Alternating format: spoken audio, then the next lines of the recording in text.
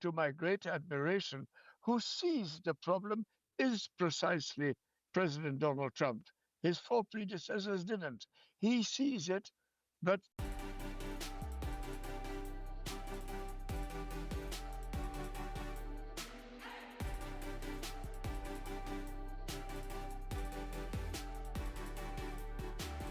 what if you turn hardship into grace, anger into serenity? Everything changes. Make your life a masterpiece.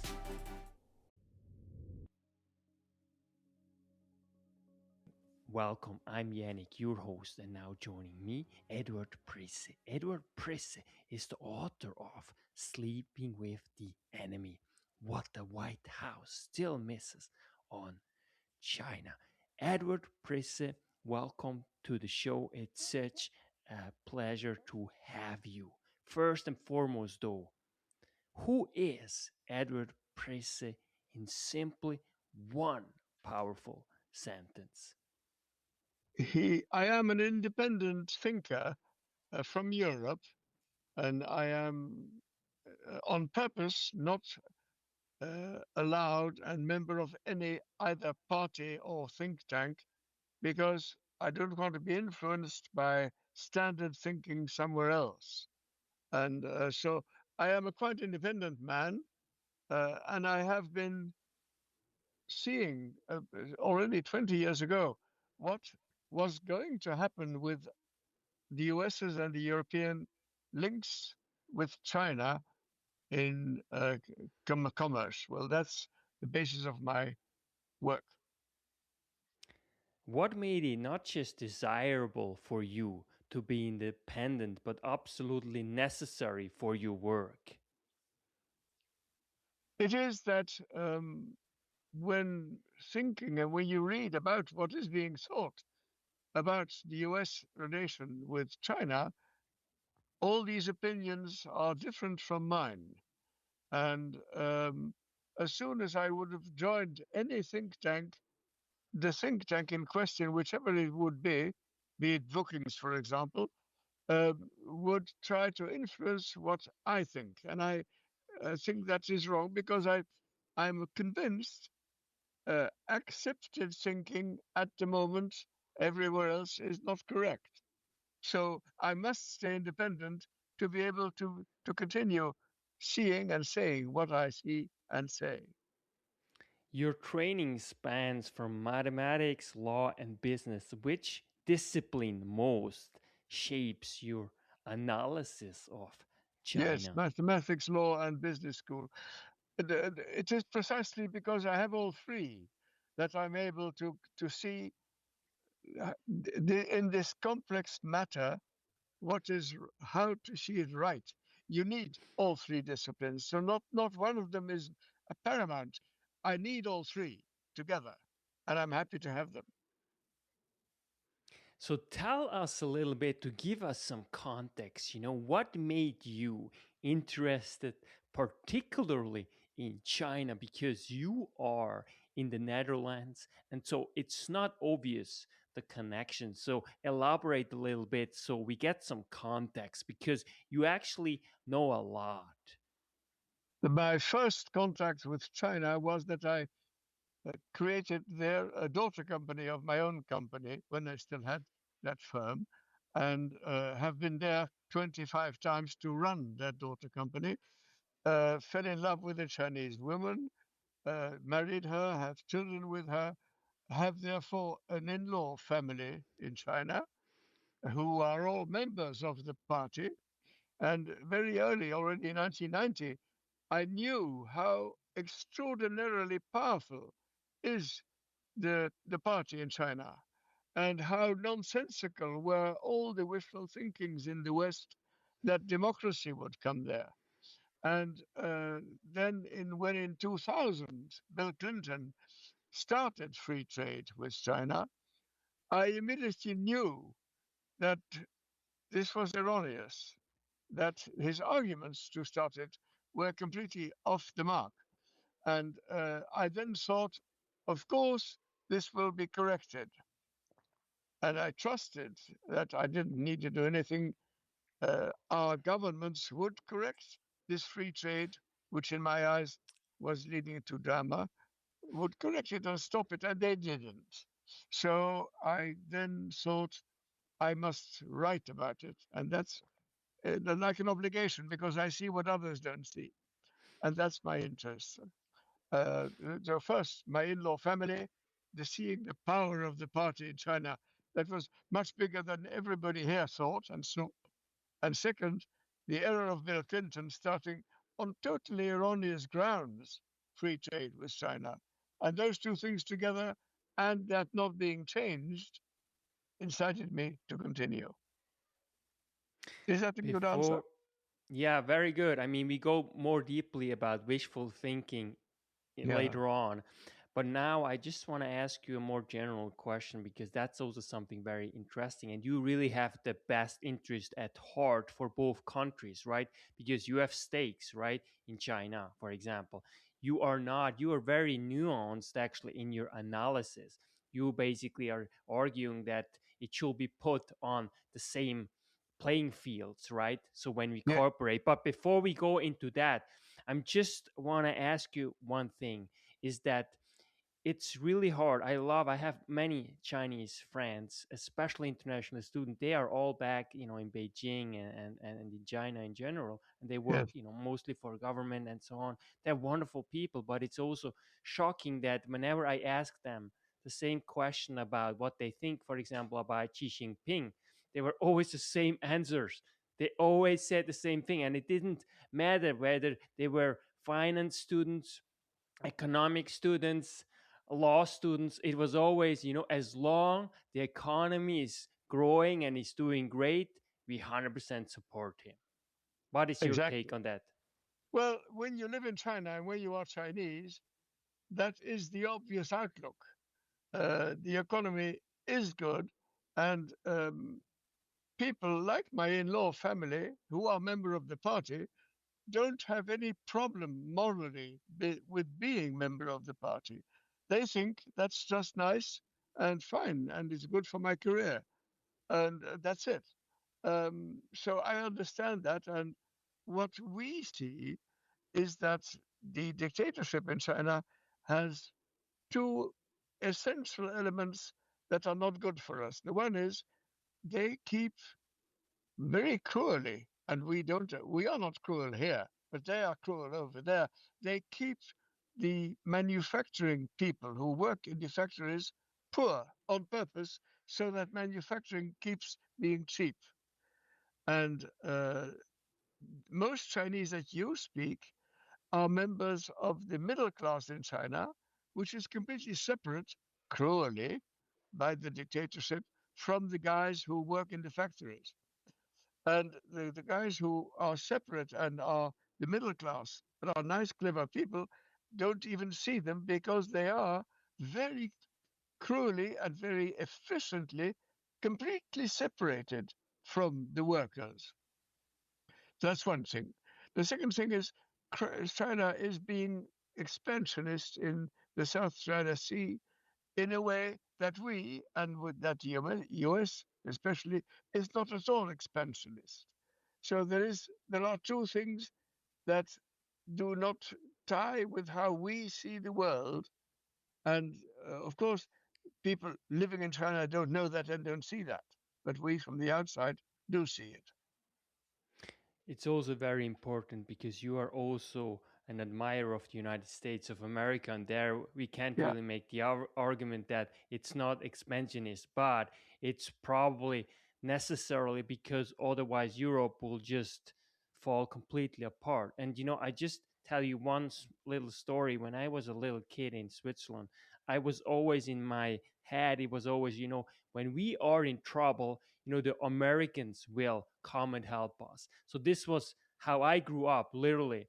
It just the power of the United States of America in terms of the culture, in terms of its might, in terms of science, technology. It's just overwhelming. And so already when I was a 5 years old boy, I had this intuition that what, yes, they will help us. So in other words, there's basically this shield of protection that if we will not have them, we will be completely, on our own. And so, but we go into this later, okay? So first, let's go a little bit into what is the biggest blind spot about China that we in the Western world have. The biggest what about China, you mean? What was Blind spot. If you identify the West's biggest blind spot Oh, about blind spot. China. Okay. Yeah. It is that the regime is not at all like ours. The essential thing is they will never become democracies. At present, the power of the party there is huge, and their future seems, the solidity of the party seems completely okay for them. And this difference with us will continue. And we are trading as if they are equal to us, but they are not. And our brand bond is that if you trade with a regime like they are, and you behave as if they are like us when they're not, you lose. By definition, we will lose this trade unless we realize how different they are and that we cannot keep this trade going like that. And that is the blind spot. We are very happy to buy cheap things there and continue. And the only person, to my great admiration, who sees the problem is precisely President Donald Trump. His four predecessors didn't. He sees it, but the way he handles it is not very wise. That's what I write about, how to handle it, and hope to help him do it better than he does now. Why do you think Western leaders still view China as a normal market economy despite overwhelming evidence to the contrary? Could you ask that again? I didn't get that, the line. Why do you think Western leaders still view China as a normal market economy despite overwhelming evidence to the contrary? Uh, that is because the original error that we made, that the US made by Bill Clinton, is still not recognized. And that means that we still trade with China and free trade as if that were a good thing. And Trump is the first guy, and I really admire him very much for that, who sees that error and who tries to do something about it. So, in fact, I am, for that reason, because there are other sides of Trump that you may have doubts about, for that reason, I'm very enthusiastic about Trump. He sees the error, but when could have a good appetite, but when he tries to handle the problem that he sees, there he is, in my humble eyes, much too primitive. And but did this answer your question? Yeah, very much. I mean, I think that's very, very important because ultimately, I always try to look at the things as they are. And I think what happened in the past was the politician always said the right thing. Okay. They always Yeah, said the right thing, yeah, but they yeah, didn't do the right thing. Now yeah. it's the contrary. He doesn't necessarily say the right thing all the time because he speaks his mind, but he Yes. does the right thing in terms of his intentions. And I think here we can even make an argument, but we won't go into that maybe in another discussion in Yeah, terms of building peace because there's so many things at stake. And he's a businessman, right? So his mindset is all about peace because that's how you can make trade, right? And we yeah, know this historically speaking that it brings people ultimately together. yeah. Well, you're quite right. His mind is about peace, and he even wants to get prizes for that because he tries to make peace everywhere. But his basic thinking, therefore, also in my eyes, is good and is better than Biden's. Although I like Biden for other reasons, but basically about what we made as error with China and are still making it now. We are still having free trade with them, and it still makes them rich, China, and us less rich. It's by now beginning to uh, break down our industry because we cannot compete with their cheap prices in China. And then, so the basic uh, way Trump looks at this, in my eyes, is completely correct. And what my book now does, which is, it, forgive me to say it, I think quite unique, is that I show how he should, better than he does now, handle the Chinese problem. That is the crux of my book. It is a 6 months period, how you start a 6 months period and what you do and what you say. And that is an advice I'd like to give. And that's what I write. Yeah, brilliant. Thank you so much. I think you make a very thorough case in this book. It's a very powerful book, so I invite Well, everyone thank you really to very buy much. it. It's on Amazon, really available at any time. So brilliant. What part of China's political psychology is most consistently misinterpreted in Western capitals? What part of China? Say it again. The psychology, what is most consistently misinterpreted by Western leaders about China? Yes, you have already asked the question once, and I'll try to answer it better. Um, what we misinterpret is that we and many businesses are quite happy to buy cheaply in China. And we do not realize it does us in. Not only because China gets so rich, which is dangerous, and which actually shouldn't happen, that richness, the money that we let flow to China, but also because competing with their cheap prices slowly begins to destroy our industry. In fact, the cheap buying in China, and they can make more and more technical things uh, that grows in China. Us buying there is breaking down our own industry. So we are doing ourselves in without wanting to know it yet because it's uncomfortable. But it is happening and we should do something about it. Do you think it changed something since COVID? Because this was a wake up call in terms of supply changes, Yeah, especially when it comes to critical goods. yeah. COVID, yes, was a bit of a wake up call, but on both sides of this, both Chinese and we found a solution. And the COVID thing has gone and has not fundamentally changed the situation that we buy too cheap in China, make China too rich, and break down our own industry by doing that. And again, Trump sees that, and but he doesn't quite know how to handle it. And so that's why I write about it, because somehow the combination you said that I have maths, law, and business experience, and uh, I did the best business schools of Europe, of course. This combination of knowledges allows me to propose a system of handling China that nobody else is proposing. And so my book, I think, again, apologize, is quite unique, and I'd like this. I'm very happy to be able to talk about it with you. Lessons from early books, and because you wrote also other books. Yes, I did. In China takes over and is China taking over, you made prediction that now seem strikingly accurate.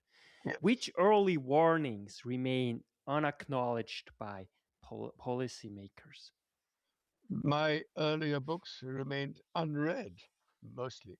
When you publish, which I did on Amazon, I thought as soon as I publish on Amazon, it will be read. That was an error by me. That's not the case. Uh, so these two books that you mentioned, they said the warning, but actually almost nobody bought them or read them. And I only realized later, which is now, that you need to pay for good publicity for your book, otherwise nobody will read it. And this is what happening now. I am talking with a company that I am paying, and they are doing excellent work, beginning to make my book known. So yes, you're right. My earlier warnings were there. Nobody saw them. What you have written is so important. And you also mentioned in terms of the psychology. So China studies Western psychology more deeply than we study theirs. What does China understand about us that we refuse to face? Well, China, getting rich and being happy with it and selling a lot, knows that we don't quite realize what we're doing. China also has, and I write about that as well in the book, created a group of extremely clever, brilliant people coming over from China after having studied there at university, come over to the US, getting a PhD in the US, making brilliant careers, who are actually then publishing a lot about China, and we think they know what they're talking about, while in fact these peoples have stayed loyal.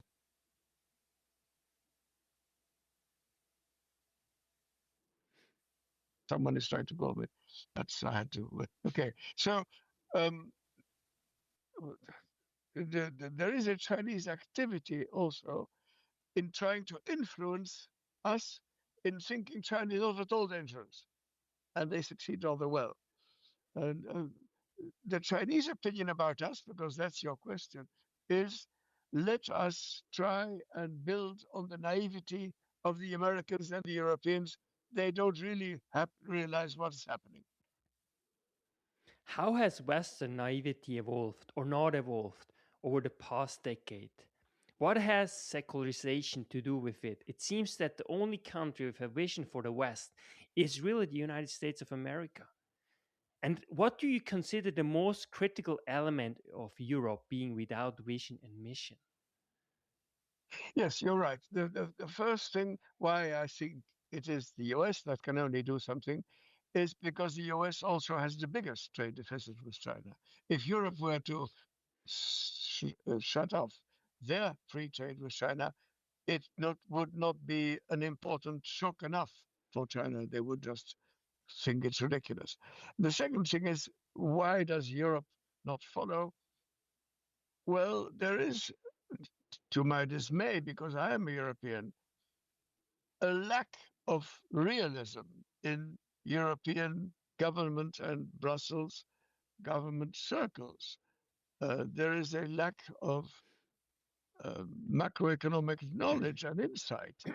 And the whole situation with China, when you read, for example, recently Macron, the French president, has been seeing Xi in China.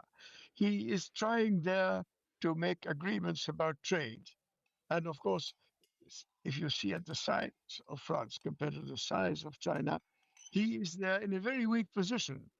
And he accepts that, which is of a naivety which I'm extremely unhappy about.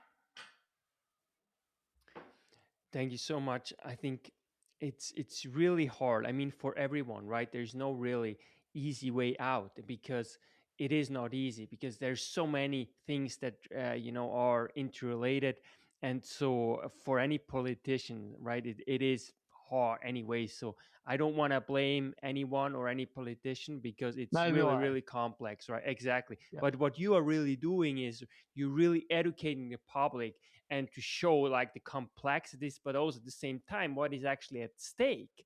And yeah. therefore, we have to gradually start really thinking this more thoroughly through in order to build and keep building a better society because we can't take anything for granted, nor can we take for granted democracy, because that's also one thing that's more and more in jeopardy, I would say, in Europe, but also in general in the West because of all these challenges that we face. Yes, you say we cannot take the democracy for granted. Um, it is acknowledged that there are many bad systems, and democracy too is a bad system, but the least of the bad systems. And Churchill said that, and this idea, democracy is the least of all the bad systems, the least bad, but also quite bad. It's true. And therefore, it is shaky. And therefore, the belief with ourselves in our democracy sometimes goes wrong. But I think we have to support this is still the best system available.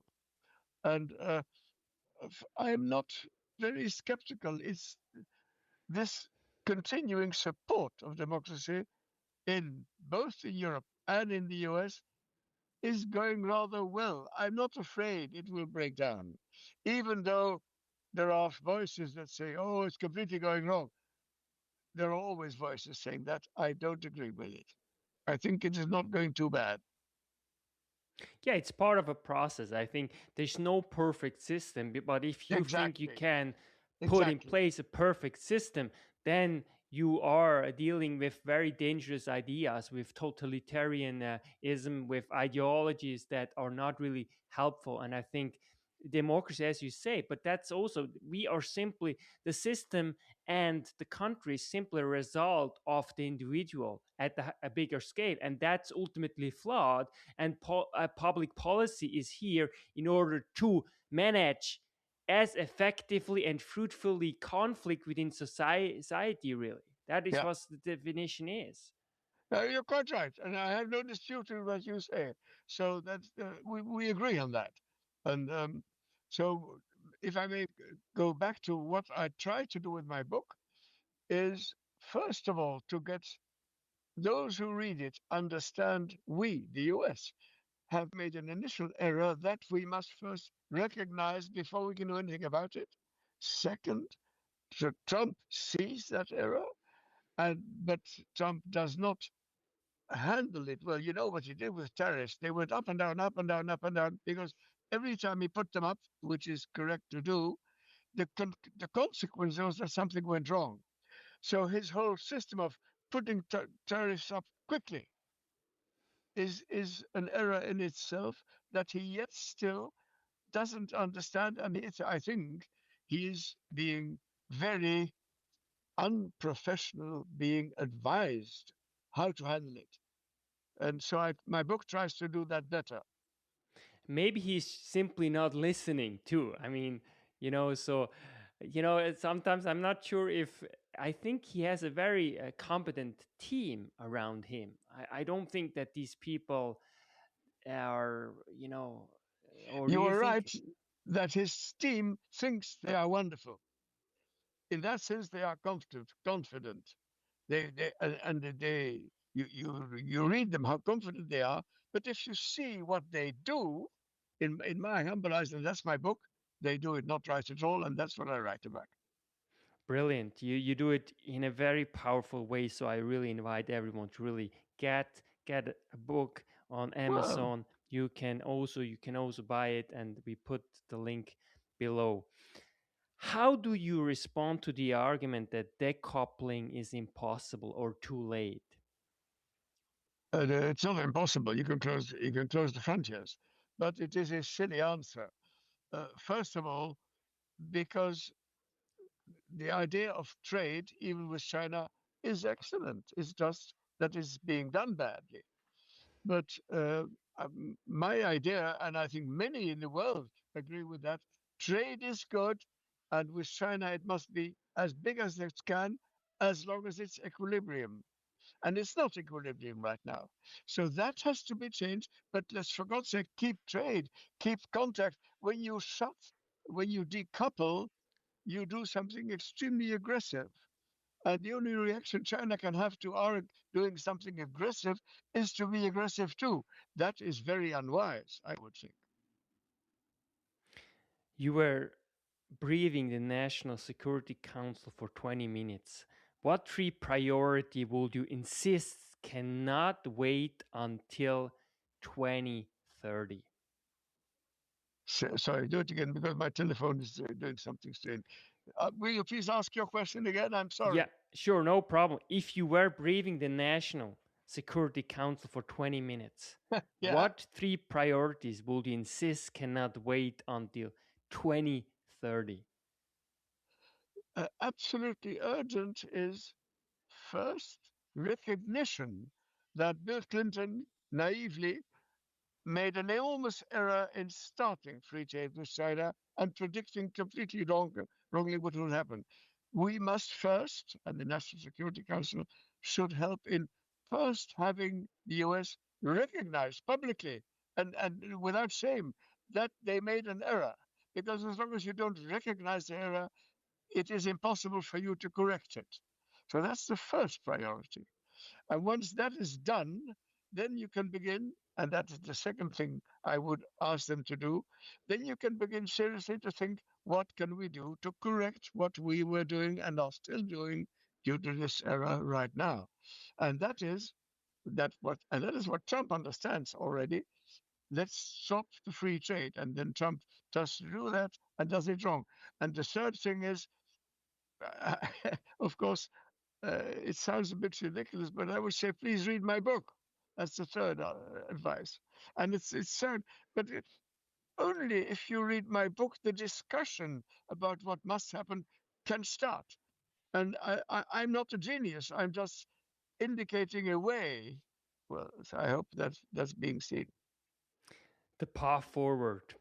What would a realistic, not ideological, Western strategy towards China look like?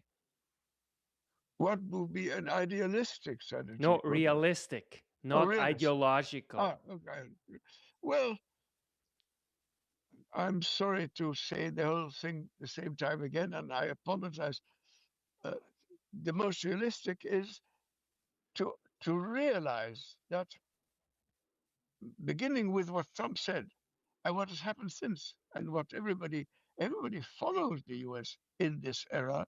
Free trade with China means they will continue, thanks to their dictatorship, continue to produce cheaply, which would not happen if they were not a dictatorship. Like Japan has become richer and has allowed its workers to become richer, and therefore Japan's costs have grown up until they came to ours level.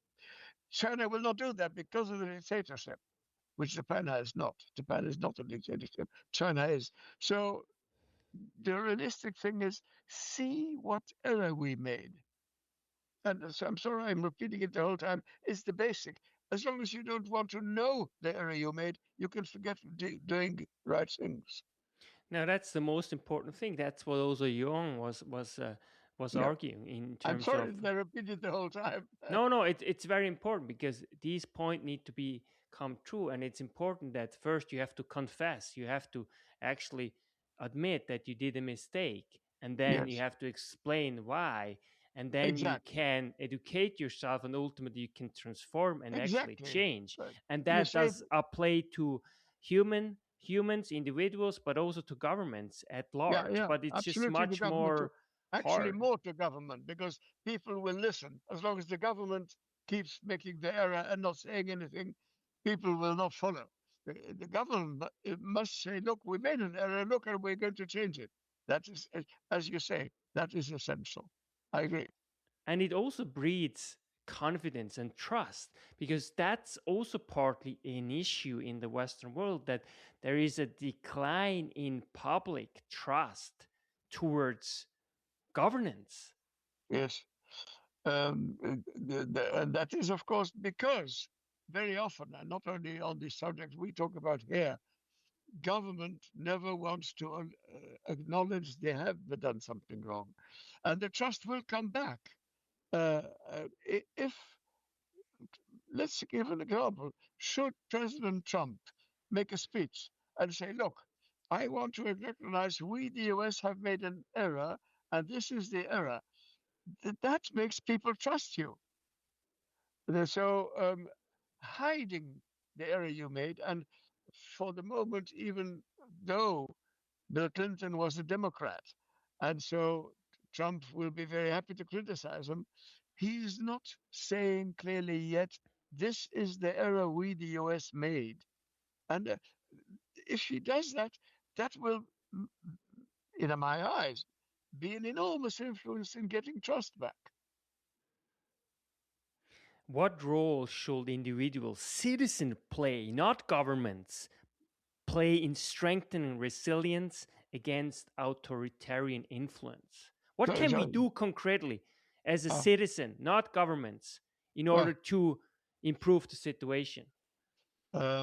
once as a citizen, you realize this error was made and has to be corrected, you can be active. You can organize meetings. You can talk about it in a think tank. You can write an article about it.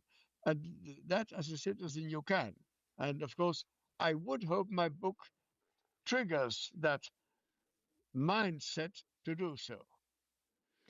And also in terms of what you actually buy, and where it comes from, that's also consumer choice. That is a actionable step that actually people can take, but probably not enough. What do you think about that?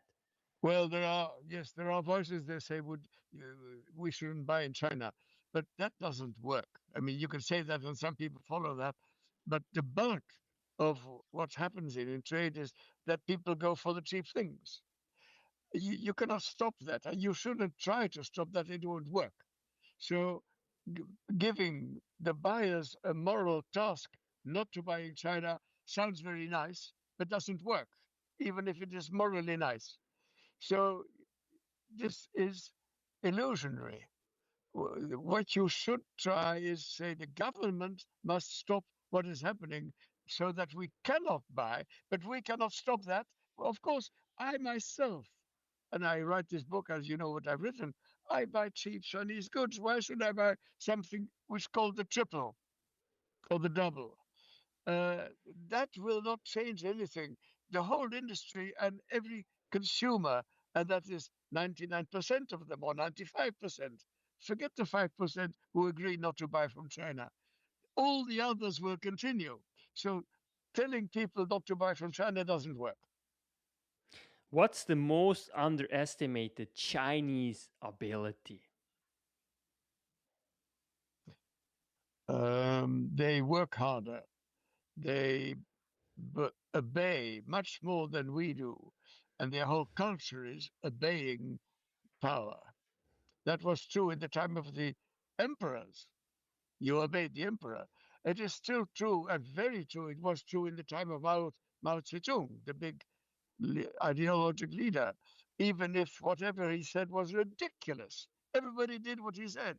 That the Chinese mentality of following what they are told to do is much stronger than with us.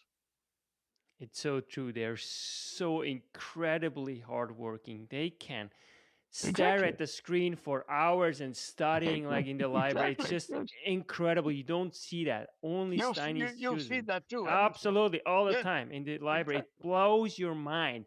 But Yes, at yes, least yes. for 15, 18 hours every single day. Yeah, Every single day. That's no, it's incredible. It's so true. And that's also something to think about because there is also a realistic take of life, and that we also have to come and get up from our comfort zone in the yeah, West. I fully agree with that. I fully agree with that. And I don't want to be too moralistic, but I entirely agree with that. My book writes about reality and what you can do. I don't want to become a moral guy who waves his finger, but I'm right. I agree with you, except that is not something I want to try to do with my book. Absolutely. No, no, absolutely. Industry, the West must secure immediately. What kind of industry is pivotal that the West really has to secure? Well, of course, the military first, because by now almost our military in the US is dependent for some pieces what they need in their weapons coming from China, chips and whatever. So the first, of course, is military, but for the rest, it just is everything should not have to be bought in China when we can, although it costs more, make it ourselves. We must continue to make things that we need for ourselves, make them ourselves. And there is no, apart from the military, there is no specific thing. It is rather different. There is a specific sort of industry that we can continue to buy in China, which is the things that are cheap to make, jeans, clothes. Uh, and as long as China keeps in volume, and that's in the future, buying from us in volume, in money, as much as we then buy from them, that's fine if we buy from them. And then we mustn't buy those things that they are more clever in making that we can, because that makes us dependent of them. The only real danger is, and it's happening right now, is that we become dependent on Chinese production. That is absolutely to avoid. And of course, the first step, and that everybody knows, that is the military step. The military may not become dependent on China, of course. That will be a drama. But this goes for other things as well. Because that's what you're really arguing also in the book is about mutual beneficial relationship. Yes, absolutely. Let me come to something which you have touched already in your questions, but from the sideways. I have married, as you know, a lovely Chinese woman, and we have two children who are doing well and that I love very much. Um, but there's, I like the Chinese. I like these people. They are uh, the hard-working side of them is admirable. I've been 25 times in China, going back and forth, running this daughter company, which is closed now. Um, I was happy doing that. So there is no personal anger or against China. It's just that we are being stupid in how we handle China. That's my book. Absolutely, I fully agree. I love my Chinese friend. I mean, that's nothing Yes, you, against the you culture or too. whatever. Yes, It's good. just Yes, realistic. yes, It's yes. geopolitical things that we have to consider in order to build and continue building a society that is built on strength and on mutual beneficial relationships, and that's really Exactly, what exactly. That is humans for is the are. future. That's essential. I quite agree. You are completely right, and on that you and I look the same way because for the long term future of the world, that is essential. What you say now, I quite agree. One myth about China that needs to disappear forever.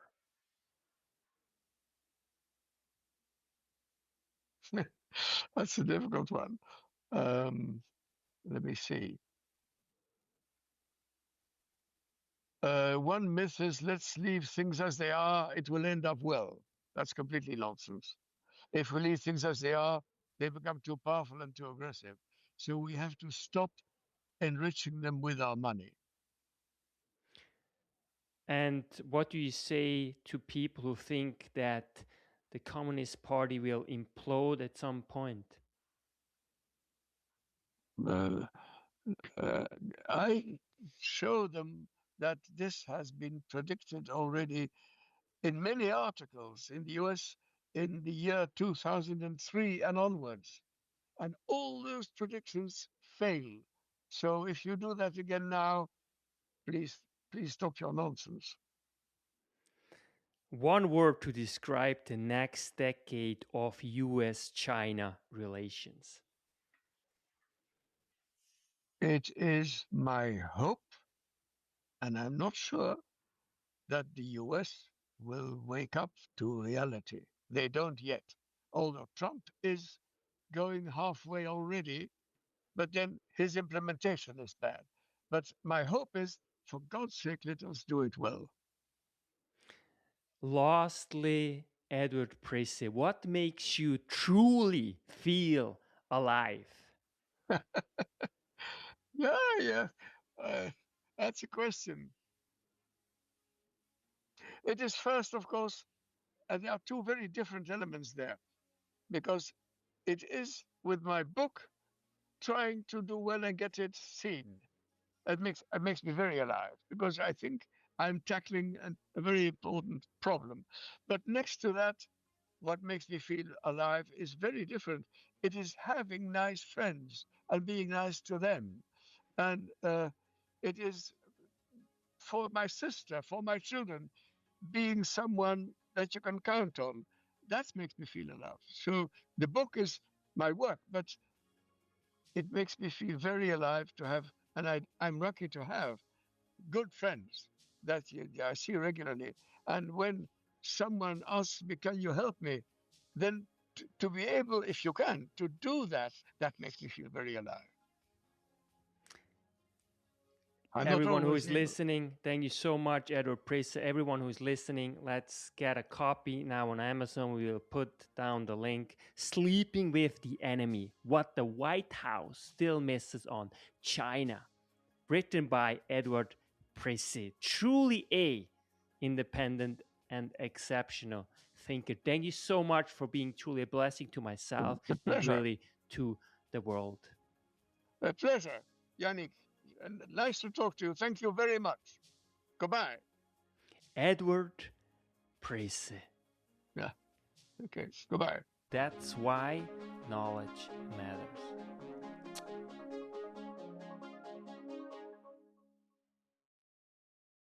Make your life a masterpiece.